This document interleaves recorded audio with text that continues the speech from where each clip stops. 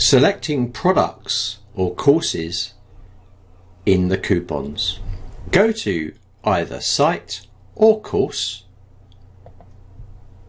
On the left hand side, scroll down to coupons, and this is Zenler's coupon area. If you have selected either a percentage or an amount and you've made it applicable to specific products, you will have the option down here to select the product or courses to add to this coupon. If I actually click all products, all courses, all live classes or all live webinars, the option to have selecting products is removed, like so. Let's go and use it for a specific product.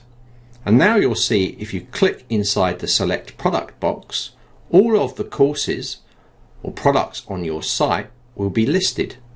This allows you to easily pick multiple products. I can also delete these products that this coupon is applied to by clicking the X. Now please note, when you select the product, you will have the option of selecting a pricing plan within that product. For instance, if I select this one, you'll see that there's only one pricing plan attached to the EU tax course. If I click this, it will be applied to that pricing plan.